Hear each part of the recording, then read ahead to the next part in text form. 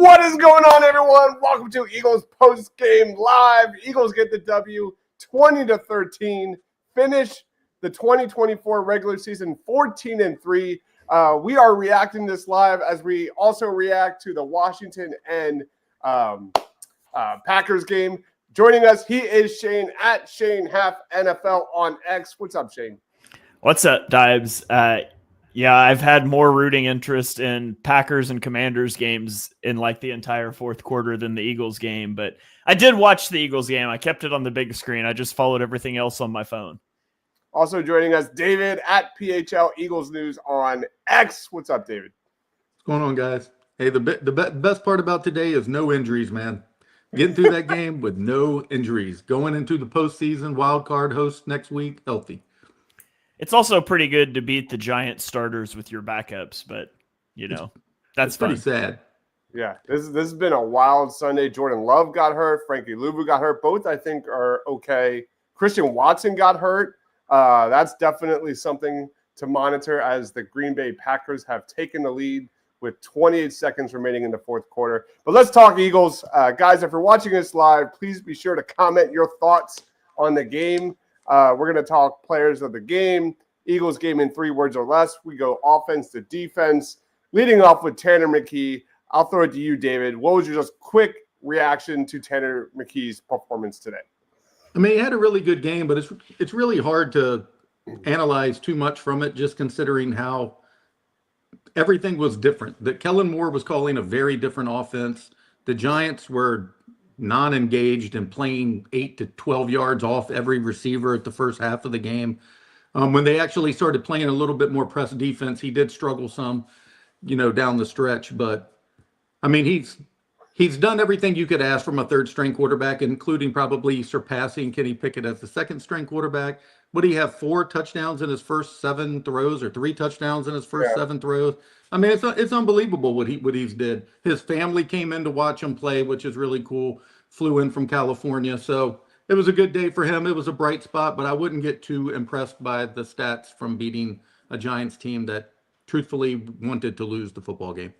Yeah, McKee finished, or I should call him Tanner Manning, finished with 269 yards, 2 touchdowns. Had a couple, it's really important. He did have a couple of throws that probably should have been picked off. But I thought he looked calm under pressure. I thought he struggled rolling out of the pocket. But for the most part, he was pretty accurate. And I was really impressed. I think there's definite Nick Foles vibes when it comes to Tanner McKee. So the fact that he was getting the ball out fast, he looked downright cool against the blitz. For me, the way he just slings that rock like it's crack, man, I was all in on Tanner McKee today, as I've always been. I've always been a big Tanner McKee guy. Shane, what were your thoughts? Yeah, Tanner McKee, I thought he came down to earth a little bit in the second half. I thought the Giants adjusted to all of the play action things that the Eagles were doing, but I thought he looked good. I thought he looked like he belonged. I think that Tanner McKee is a better quarterback than like 5 teams have on their roster in the NFL right now. And so, I mean, there's several teams that he could start for, in my opinion. And I don't think that's just looking at it with my Tanner McKee colored glasses, but you telling me a team like Cleveland wouldn't put him out there and have better success. I thought he played well. I thought he showed he belonged. And I think we can also probably extrapolate some things about what Jalen Hurts prefers from an offense by some of the differences today with the same play caller. But I thought he had a good performance. He was fun to watch. Yeah, and we talked about that at halftime. Like, I don't think there's any coincidence that a guy like Jahan Dotson finishes the game with 11 targets. Yeah, he wasn't playing with AJ or Devontae, but they were getting the ball out fast today. I thought McKee looks pretty good, especially on that tush push, man. Should Jalen Hurts be a little scared on those tush pushes, because he's 6'6", and it looked pretty good. Any other thoughts on Tanner McKee before we get into running backs? He had a really effective hard count that got them off as well during the tush push. But yeah, do you think that was intentional? Do you think that was an intentional? Yeah, it's his voice. He changes the inflection of his voice. He changes the cadence and the volume. It's intentional. I noticed it last week. He does it intentionally. He changes that, but he showed a really good understanding of the offense too. He always knew where the outlet throw was. I mean, I think you see a guy who really studies and paid attention in the quarterback room. The Washington Commanders just scored a touchdown with 2 seconds remaining in the game to Terry McLaurin. And the Packers lost, so it'll be the Packers. It'll be the Packers? All right. Yep. All right. Eagles versus Packers next week. That'll be a lot of fun. But anyway, more so intentional at that last penalty. There was a couple penalties at the end where I feel like part of me thought the tank was in full command there for definitely at the end of the game. The one I'm talking about was in the second quarter, his first attempt at it. Okay. Yeah.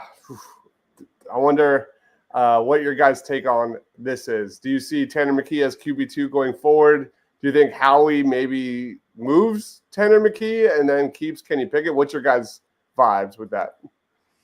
I don't know what they will do, but Tanner McKee should have been the QB2 all season, and that's not revisionist. I was saying that in the preseason, but he's a better player than Kenny Pickett, and I don't think it's particularly close. Mm-hmm. It depends. Yeah, it just depends on what he wants. Obviously, Tanner McKee is going to bring a bigger haul than Kenny Pickett at this point. Yeah. It just depends on if he's willing to pull the trigger on that. Yep. Brett Eclipse says it's official. We play the Packers. Definitely keep an eye on that Christian Watson injury. I don't know where the status is for that, but that was like Christian Watson is probably done. Non-contact knee injury, and they pretty immediately ruled him out for the rest of the game. So Watson is probably, not that this is a preview show, but Watson's probably out. Jordan Love, I think, was like an elbow contusion, so he'll probably be fine. Yep. Yeah. That's fashion when he's playing for that higher draft pick. I feel like that was called in there. Let's go into running back.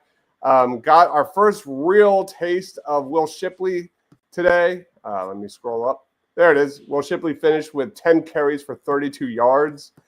Kenny Gainwell kind of finished this one out, but overall, I thought Shipley showed some good and some bad. I liked his ability to be a receiver out of the backfield. That's kind of the bread and butter of Will Shipley. On the other end, running the ball, I thought there was some tunnel vision with him. There were times when he had a hole and he just kind of put his helmet down and didn't have the vision to kind of hit it. Shane, what were your thoughts on the Eagles run game? Not good. I mean, it's hard to evaluate a run game behind an entire backup offensive line. So, they averaged 2.4 yards per carry, and they had a 21% rushing success rate. So it wasn't good. I don't know that there's a lot to take away from that. Like, I thought Will Shipley looked slippery a few moments, like as a receiver. I thought he had a good pass pro rep, which was a big question mark for him. But overall, there weren't a lot of holes there in the run game. What about you, David? Yeah, I think he looked really elusive in space, but like you said, he really couldn't do much else, and he did have tunnel vision, but a lot of that could have been the line. I would like to add that Saquon Barkley would have broke the record in the first quarter. Yeah. Yeah, I'm right there with you. That was my vibe at halftime. I was like, the Giants were barely trying, and there's no doubt Saquon would have went off. But at the end of the day, you look across the NFC, this NFC is drunk this week. I don't know what's going on, but a lot of injuries, things like that.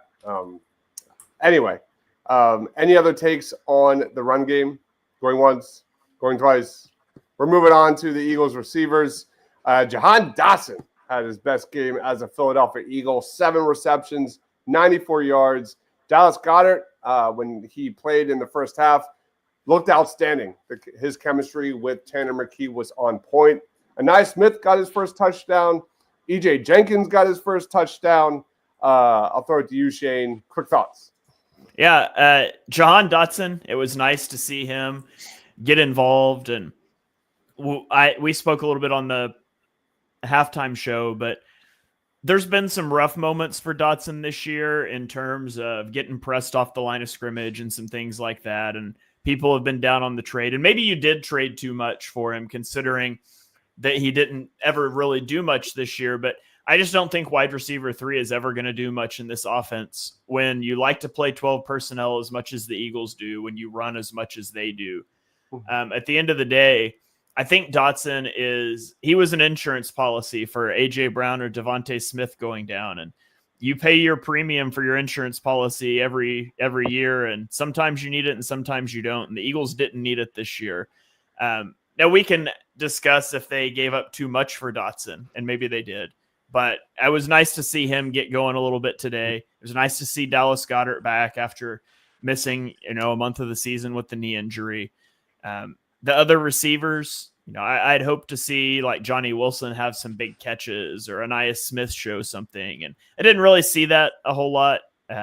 But it kind of is what it is with those depth wide receiver guys. But I was happy to see Dotson get involved. Yep. What about you, David? Yeah, I agree with Shane. I wrote during the fourth quarter about Dotson. I put, if you view him as an insurance policy, the talent justifies the cost. We all make insurance premiums throughout the year, and you hope to God you never need to use them. So that's what the Eagles did. I agree with Shane. You can kind of debate, but I think his talent is worth the cost. I think you saw today he had 12 receptions going into this game. He had 11 targets in this one. He can play. He does have talent. I do think you have to tailor the offense different for his skill set than you do with the other way they throw it to AJ. And again, in the first quarter, if you move on to Dallas Goedert, 4 receptions, 55 yards, he looked good. I think he had 1 drop. I don't even know if he was credited with it, but it definitely looked like 1 drop to me. EJ Jenkins hauled in his first career reception. It's also happened to be his first career touchdown. That was kind of fun to see. Anais Smith picked up his first career touchdown. It's one of those kind of games where you don't see a lot of people get their first career touchdown, but it was a fun game. I think that McKee got the ball to 8 different receivers in this game. They all looked pretty good. I mean, it's hard to tell much. Again, New York was playing so far off on so many of these guys that it was really hard to make much out of it. But it was fun to see a lot of guys get involved who we were all curious to see play their first NFL game. If there was something to complain about, I didn't like how we kind of abandoned the run on first downs. They were like very pass heavy first down, I feel like. And then they did nothing running the ball on those second downs. Just a quick knee jerk reaction. Anais and Dotson look good, says Cameron, but they have gotten a lot of reps with McKee, especially Anais. Something to be said for just having a wide receiver, a couple easy passes early to get in a flow. We've got Green Bay this week. NFC South looking interesting. Pumpman says, thank God we don't have to see Jaden Daniels. I'll take Vic Fangio against a rookie quarterback all day in the playoffs. I wanted Washington, but here we are. So, I mean, he led the offense to 54 yards in the first half, and Marcus Mariota led back-to-back 70-yard touchdown drives when he came in. So take from that what you will. And the Washington run defense versus the Green Bay run defense, and I feel like they are just a better matchup for the Eagles on the Eagles side when the Eagles are fully healthy. Cameron says, I ain't scared. I'm right there with you, Cameron. I think the Eagles blow either team away. I just wanted to be Washington a little bit more. How bad was Jordan Love's injury? I know he was ready to come back in. Is anybody watching the Packers game? He'll play. I think he got hit on the elbow, and I think they said it was just like tingling in his arm, like hit his funny bone or something. I would be shocked if he doesn't play next week. Sure. Okay. All right. Let's roll on to the defense. Held the New York Giants to just 100 yards on 25 carries. Drew Lock, there's a lot of garbage yards there with Malik Neighbors getting that big touchdown reception there at the end.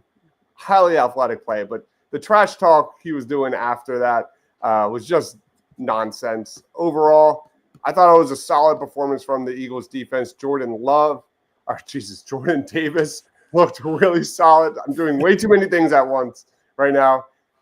Oren Burks, I think, really solidified himself as, the linebacker to come in after Nakobe Dean and Zach Bond. I love me some Jeremiah Trotter Jr. I just don't think he's ready yet. I think he'll be good down the road, but he did miss some tackles. I feel like he needs to work on wrapping up, and Oren Burks, I thought, just was a little bit more impressive. Had 17 tackles in this one. 17. I'll throw it to you, David, first. What was your takeaway with the Eagles defense? Jordan Davis, as being one of the few starters to play the game, showed his elite play recognition the entire first quarter. I mean, he was just destroying people. Strong tackles, including a 5-yard TFL.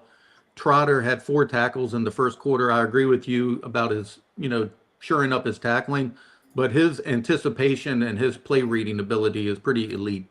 There are not many rookies who see the game as fast as he does from that position, and that's pretty impressive. And like you mentioned with Burks, he wore the green dot today, communicating all the defensive plays, and he did a really good job. He flies around to the ball. He diagnoses what the offenses are trying to do. And I think, again, you can just give credit to the linebacker coaching staff. It has paid huge dividends this season. There has not been a linebacker that's had to come in this game that has looked bad.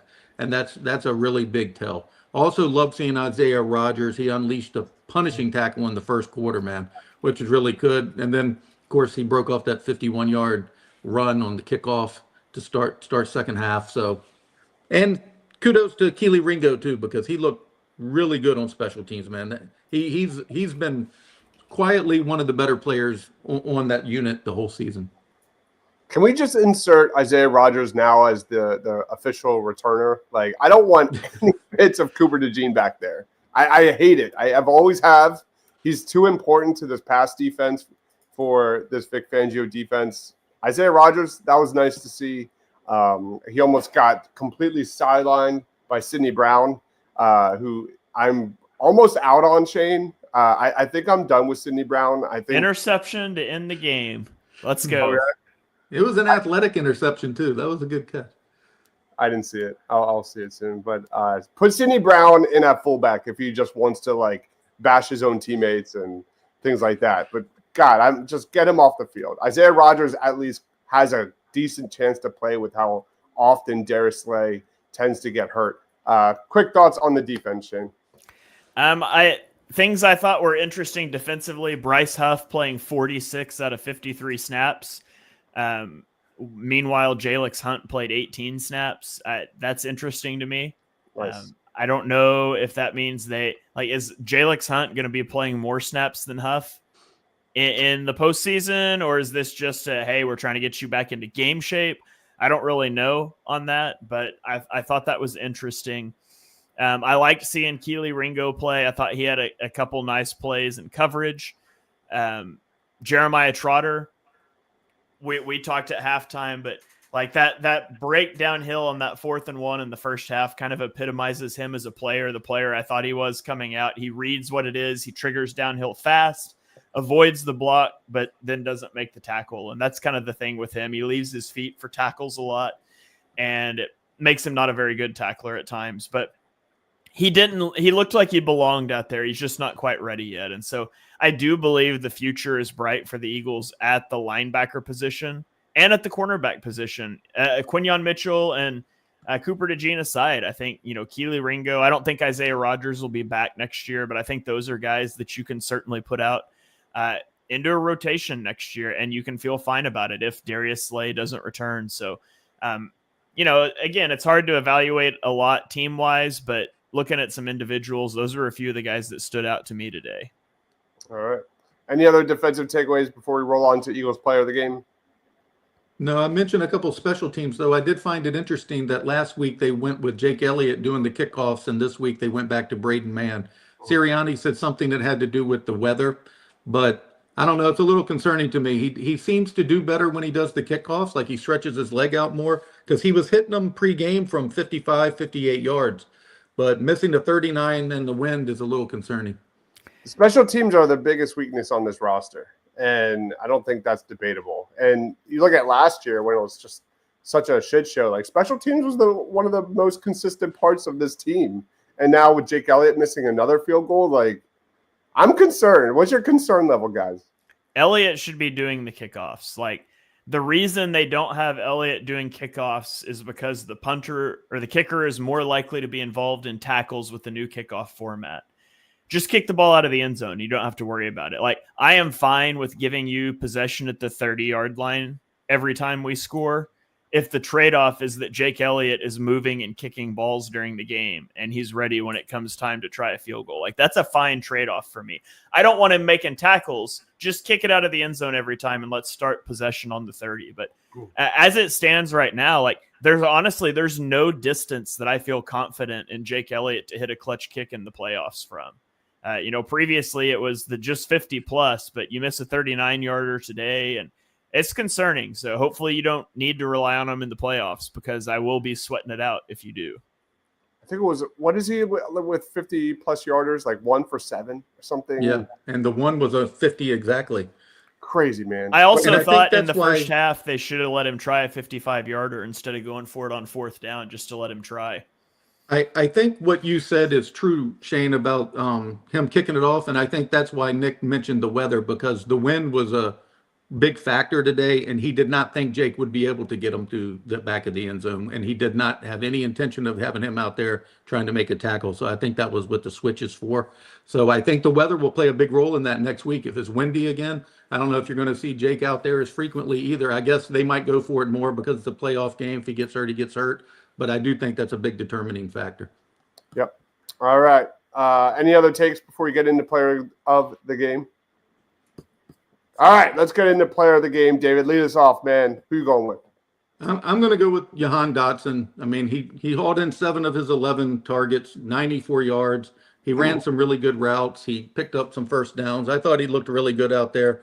And I know it was a big game for him because he's listened to a lot of crap this season, as he's not worth it, and et cetera, et cetera. But he's been more of a victim of just not having any targets. And also the way the offense is constructed, like Shane mentioned earlier, when you're running 12 personnel, wide receiver 3 is just not going to get targets. It's just not going to be a big part of this offense. So I think he finally showed what he could do if he's going to be featured.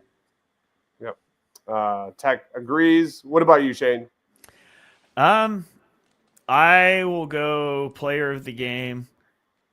Man, give me Keely Ringo. I'll go Keely Ringo. He had a nice breakup on 4th down. He had a nice that one punt by Braden Mann. He definitely outkicked his coverage. You just can't outkick Keely Ringo's coverage. That was a great play by Ringo to get down and make that tackle. That's a big return potentially if he doesn't make that. So I'll give it to Ringo. Ringo's a guy that I have liked for a long time. I had a 1st-round grade on him. It's stupid that he fell to day 3. I still think he's going to be a plus starter for the Eagles for a long time once he finally cracks that starting lineup after Slay retires. So Keely Ringo for me. All right. I was going to go there. I'm not going to go Tanner McKee. I thought he was a grade A in the first half. I thought he was more like B minus in the second half.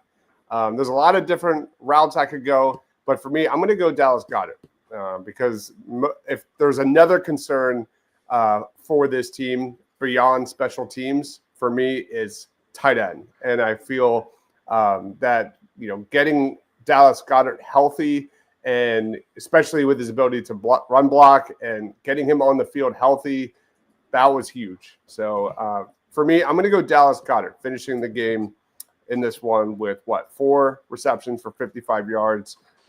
Was dominant when he was in there. So I read Eclipse. I was actually thinking about this with going AJ Brown, given all the injuries across the board for the NFC right now.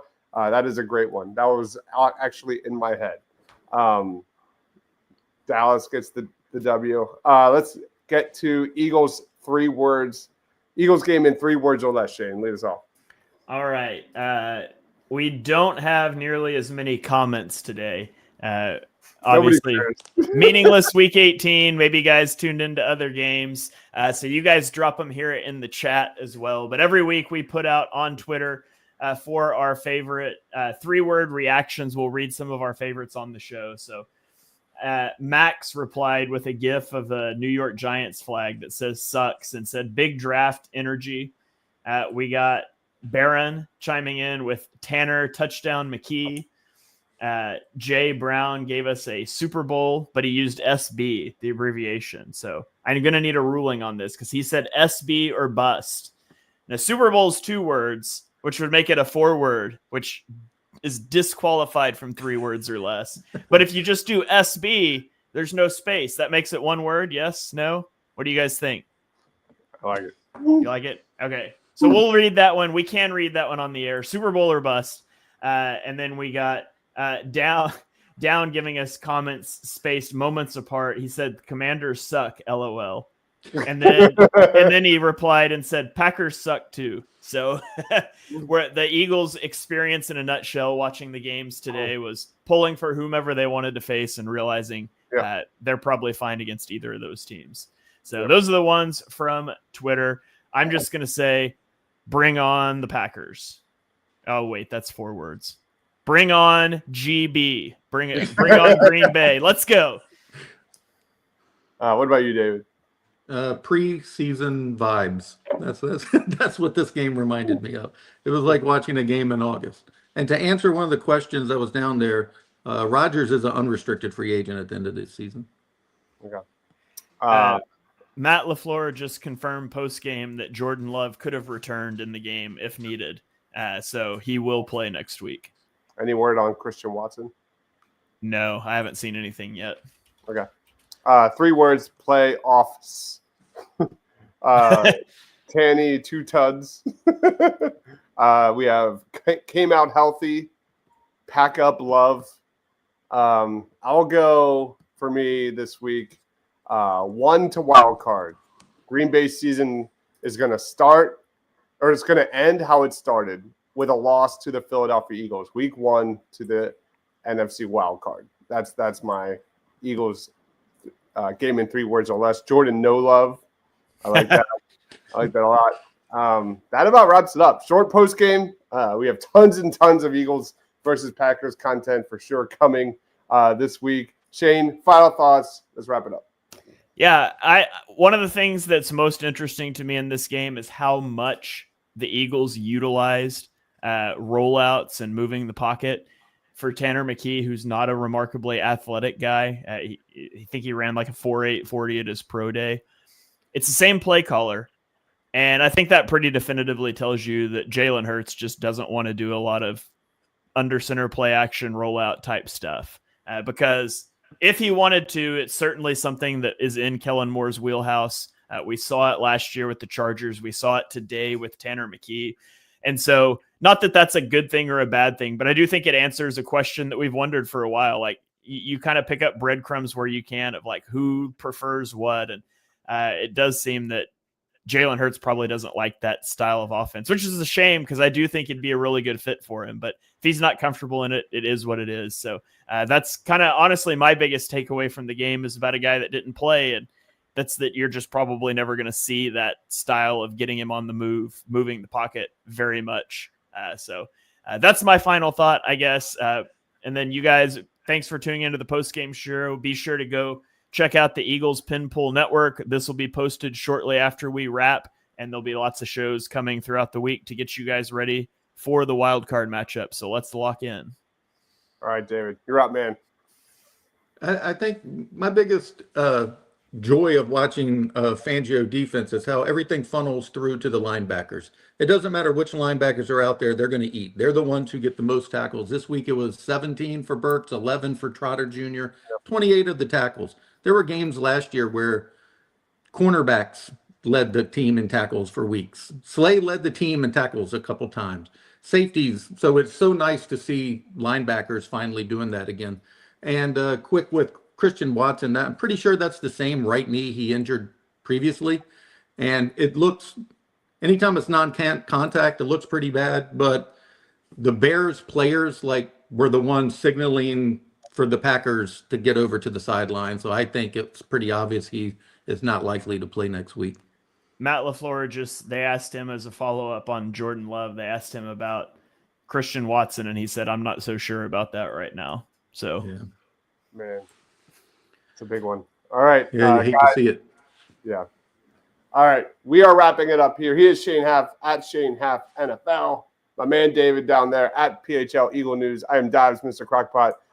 Make sure you like, subscribe if you love Eagles W's. Eagles versus Packers this week. It's going to be a lot of fun. Make sure you check us out on Tuesday for Birds on the Round Table, 8 o'clock East Coast time, breaking down everything Eagles versus Pack. For Shane, for David, for myself. Thanks for watching, guys. Stay awesome.